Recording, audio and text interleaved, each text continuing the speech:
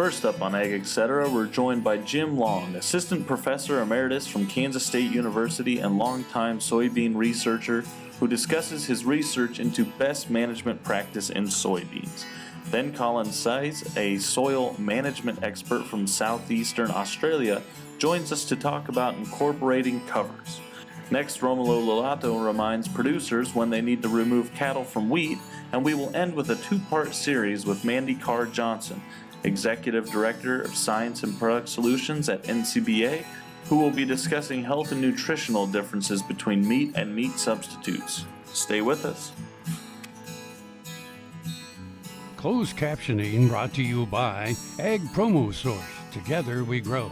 Learn more at agpromosource.com. This segment brought to you by Kansas Regenerative Medicine. Your stem cells, your health, your life. Well, my name is Jim Long, and I am actually emeritus from Kansas State University, and I now have my own research and consulting business, and I have had a relationship with the Kansas Soybean Commission for over 25 years, I think 26, 27 years now. And I've done research, all kinds of research for the Kansas Soybean Commission, and right now I'm doing some research essentially on trying to improve cost efficiency and the effectiveness of treatments that we're using in soybeans.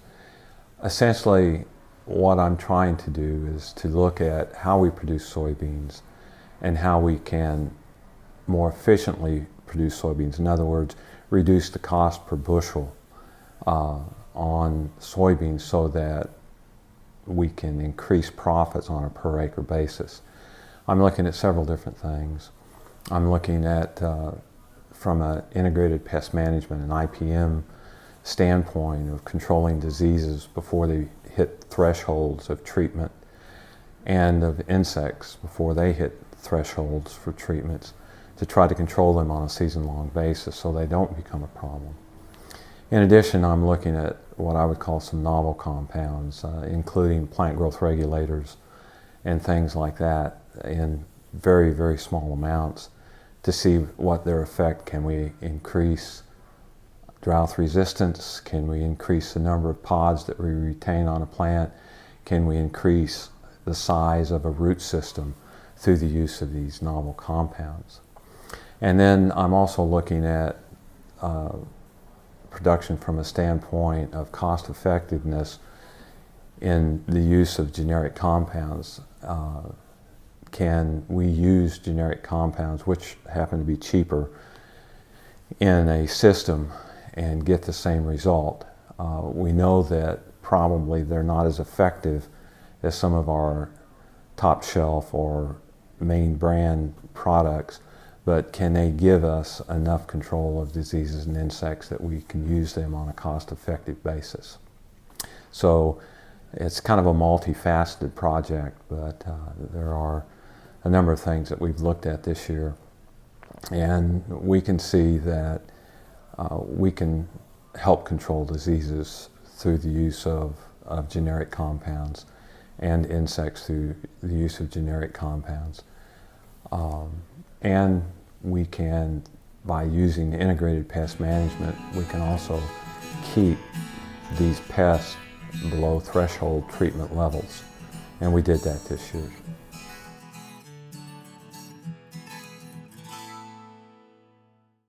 Sure Crop Fertilizers was started by my father, Don Sherman, and my mother, Shirley Sherman. Family business that started in the 80s. We predominantly focus on plant nutrients and what we can do to give growers better responses with the fertilizer dollars that they do, and what we can do to make those things work better for the grower. We're based out of Seneca, Kansas. We work with growers in their soil analysis to figure out what they need, and then we can put those in a blend that gives them the best results, and so that we can deliver that direct to their farm so that they have those nutrients where they need them, when they need them, and so that they can apply them in a manner that's very efficient to them and works well in their planting systems and what they're doing. Sure Crop Fertilizers has been around for a long time. We always say we're big enough to take care of everything you need, but we're small enough to do it quickly. You can get a hold of us at 1-800-635-4743. Our website is surecropfertilizers.com. And you can always email me at corey@surecropfertilizers.com. And with any questions you have, we're glad to answer it and work with you. Ag Promo Source is a unique group of marketing specialists with one mission: help your ag business grow. Each affiliate has their own area of expertise, and they work together to bring you advice, products, and services. To get started, visit agpromosource.com. Ag Promo Source. Together we grow.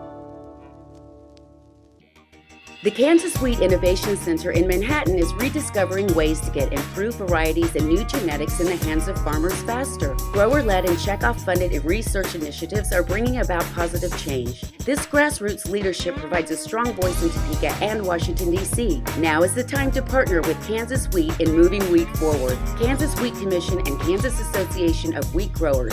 Farmers investing in their future and yours. Log on to rediscoverwheat.org.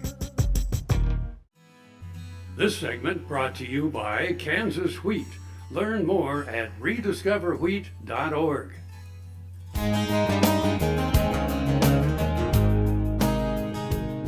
Farmer from Australia, southeastern Australia. I also do quite a lot of consulting work as well, agricultural consulting work. In the early 1990s, I developed a totally different way of planting crops, and which is actually perennial cover cropping. That entails is planting a crop into a grassland or while those grasses are dormant. A normal type of cover cropping, with sowing an annual crop to create that cover for a following cash crop. With perennial cover cropping or pasture cropping, the grassland or the grass is the cover, so it's growing there all of the time. And I'm sowing a crop into that cover or that grassland while those grasses are dormant. When I first started, because I had a lot of weeds on the farm like everyone's got, I was using very specific rates or very careful rates of herbicides that not kill the grass but control weeds, and I still recommend that when people are starting and transitioning to it. But now, because we've got full ground cover, rarely get any weeds at all, any annual weeds. And not only that, the farm ecosystem and the soil ecosystem is now functioning really well. So nutrients are cycling. We need no fertiliser or very little fertiliser. We don't get insect attack in crops because it has a great diversity of insects in the grassland. And we don't get fungal disease in crops because our soil ecosystem is very diverse as well. I use my great-grandmother as an example because my great-grandfather fell off a horse wagon one time, got run over, broke his leg, and had to have his leg amputated. And there was 9 children in the family, and he went into the house and looked after all the children, and old Granny went out and did all the farm work. They just switched roles. Now, what she did was instilled a great sense of nature and especially a great nurturing ethic, I guess, especially to her grandson, who happened to be my father. And so that has been passed down through the family, that nurturing.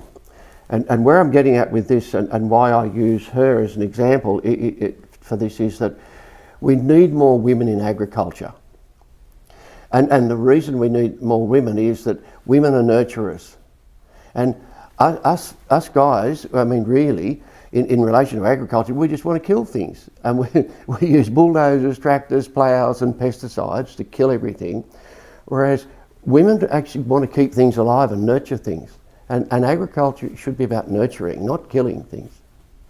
Looking at it, just personally, for me, I've got to because I travel around the world at the speaking now, I'd meet such a diverse range of farmers and fellow speakers. We're learning so much from each other, and so we can speed up this process of change. And the people just new to this, coming to something like this the first time, usually a lot of this stuff blows their minds that haven't heard of it before, and a great learning thing. And usually there's a lot of good adoption of different and newer ways of doing things.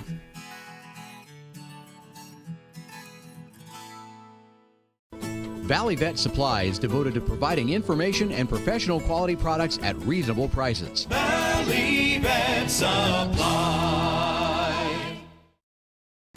KFRM is one of the largest farm radio stations in the nation, dedicated to informing and entertaining rural listeners from northern Oklahoma to southwestern Nebraska. You can catch KFRM in many ways, of course, 550 on the AM dial, streaming at kfrm.com, or on your smartphone by going to the TuneIn Radio app, or on Ag AM in Kansas on Tuesdays and Facebook every day of the week. KFRM, tune us in. You'll be glad you did.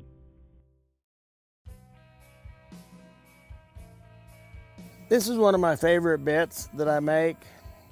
The name I give this bit is a Derby bit. I had a roan head horse that was running through the bridle with the chain bit, and I made this bit here.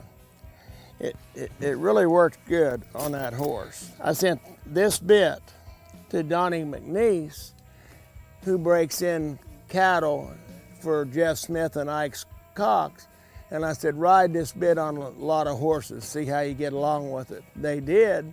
He said, Bull, that's really a good bit. Fits a lot of horses. Then I give this bit to my good friend Brent Wright, who I make bits for, and I said, see how this bit will work on a reining horse. I call him up a couple months later. I said, Brent, how you get along with that bit? And he said, good. He said, you don't need it right this minute, do you? And I said, no. He said, good, because I'm down here in Texas and I just won a big futurity riding that bit. And when Brent got home, he gave me the buckle that he won the futurity with.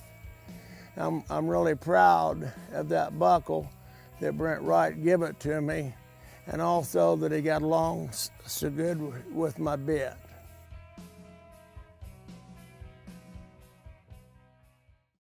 This segment brought to you by Sure Crop, liquid crop nutrition delivered right to your farm.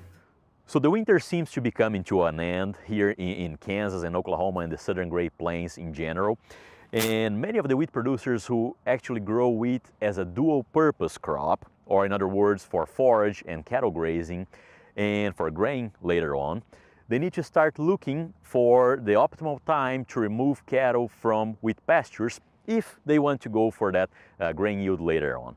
And the optimal time is what we call first hollow stem. So this field that we are at right now, it's already greening up. And at this point, a very tiny head, or the reproductive point, starts to develop below the ground, at the crown level.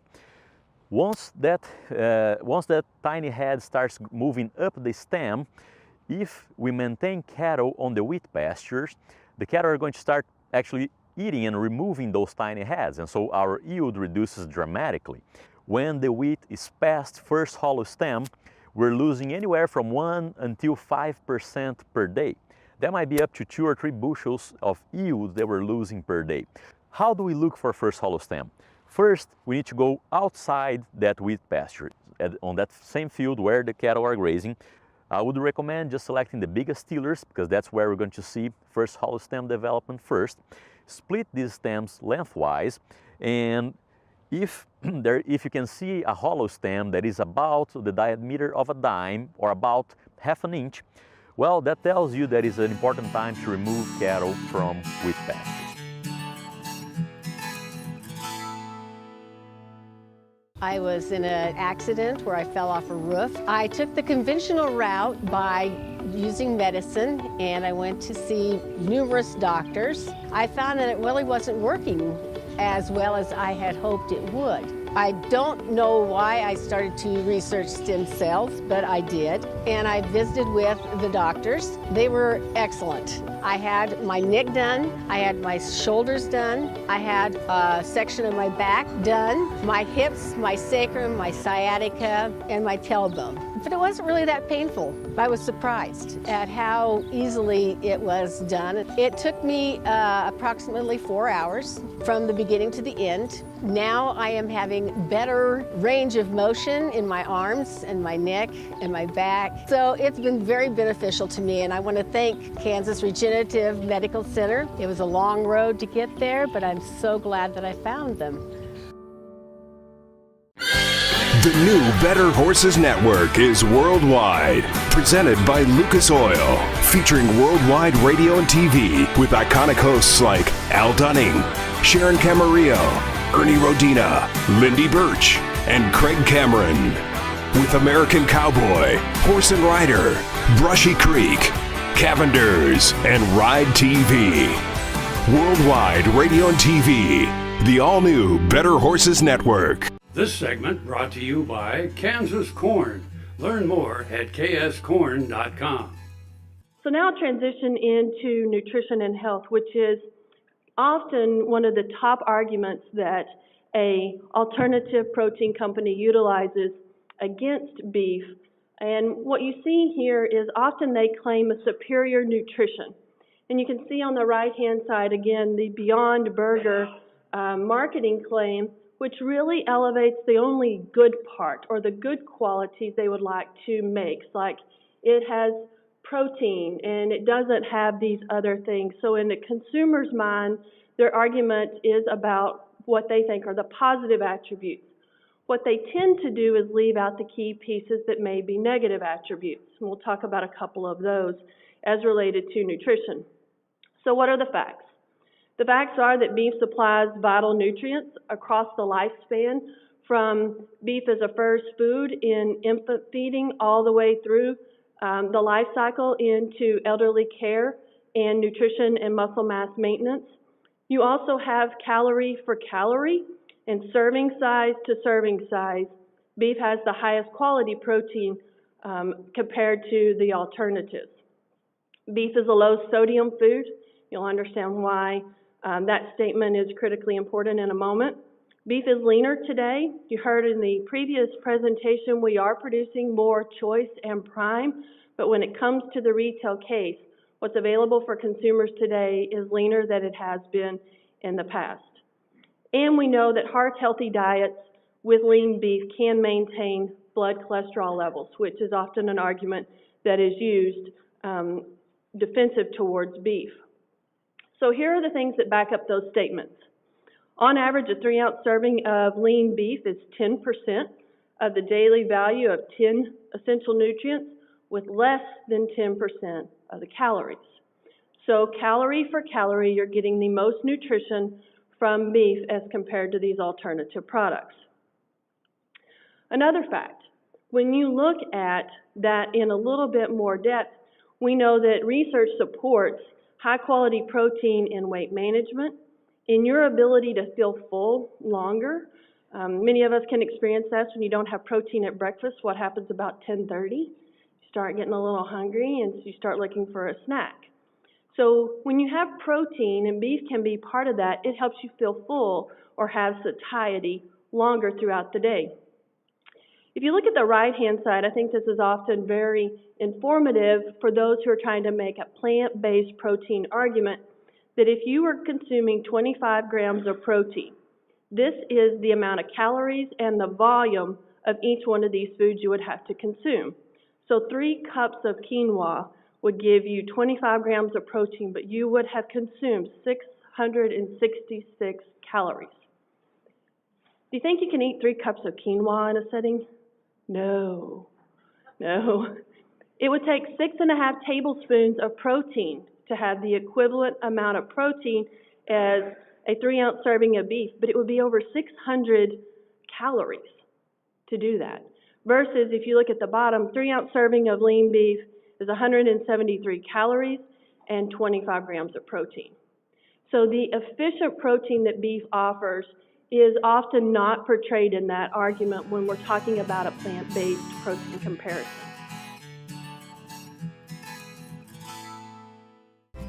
Kim Mannering with Hardy Insurance. Today we will talk about umbrella coverage. Did you know that if your cattle get out you could be held liable for that. Call me. Let's have a discussion. 316-945-6733. Fort Wallace was the fightingest fort in the West. Fossils, Indians, soldiers, scouts, wagons, trails, pioneers, stories. Discover the story of Fort Wallace and the people who served here, the people who fought here, the people who settled here. Wallace County, where the past is present.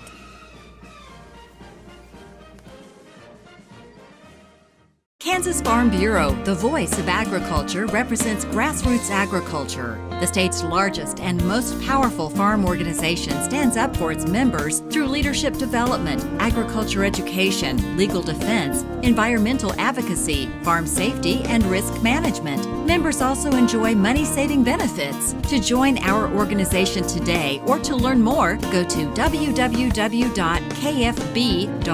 or find us on Facebook and Twitter. This segment brought to you by Kansas Soybean Commission. Progress powered by Kansas farmers. The other key piece I think that you should know is often we talk about a clean label. And what does a clean label mean? Minimal ingredients, things that you can pronounce. You have an understanding of what they are. And so what does the label of beef look like? One ingredient, beef. If you look at this, the Beyond Burger, look at the ingredient list. You may not can read all those words, but the point is there are many, and many of them are not familiar to most consumers. Additionally, if you can see the nutrition facts panel, you see a very high sodium value. You also see added saturated fat and added starches. So these products often are misportrayed about their nutritional value as compared to a protein like beef. We talk about the leaner beef today that's supplied for consumers in the grocery store. We know in the 1960s, a cut of beef at the grocery store would look something like the picture on the left, a lot of external fat. Through cutting practices at the packing plant, as well as through breeding and genetics, we are seeing in most cases, the opportunity for consumers to have a leaner, less external fat when they go to the retail case. A lot of this is due to trimming at retail or back at the processing facility. So oftentimes, we hear comparison based on old data. So I think it's key to know that if you look at today's lean beef data, it's very different than what it was in the 1960s. So those comparisons are really not accurate if they're being made. From a new fat profile, we often hear about beef's fat and the comparison in these alternative protein conversations. It's key to know that about 1/2 of the fat in beef is monounsaturated. That's the same fat that's in heart-healthy oils like olive oil. So very similar to heart-healthy olive oils. And at the bottom, 1/3 of the beef's fat is for saturated fat, like stearic acid, which does not raise cholesterol. So the fats in beef can be a very healthy part of a diet, okay, as compared to potentially other fat compositions that would be added to these protein products, especially if you're trying to get them to stick together for a patty or a meatball or something like that. The other key piece is one of the goals that we have through the beef checkoff programs is to really show beef in a light that helps consumers work towards a healthier lifestyle. And you can see these are the ads from the Beyond Burger recipes. And though there may be times we all would like to indulge in one of these, none of us would say that these are the images of a healthy lifestyle. So they are doing exactly opposite of what we're trying to show consumers, that beef can be a part of a healthy lifestyle. You don't have to cut it out. But these are not images that indicate you can consume that product in a healthy lifestyle. We know that beef pairs well with other foods that we know we should consume. The dietary guidelines for Americans say that we need vegetables, we need whole grains, we need fruit. Beef pairs very well with those in a nice balanced plate. You see here just an example of one of the Beef It's What's for Dinner ads this year that really helps consumers visualize that you can have a great tasting product with all those plant ingredients that you should consume in your diet, but you don't have to sacrifice the beef to have that. Closed captioning brought to you by Ag Promo Source. Together we grow. Learn more at agpromosource.com.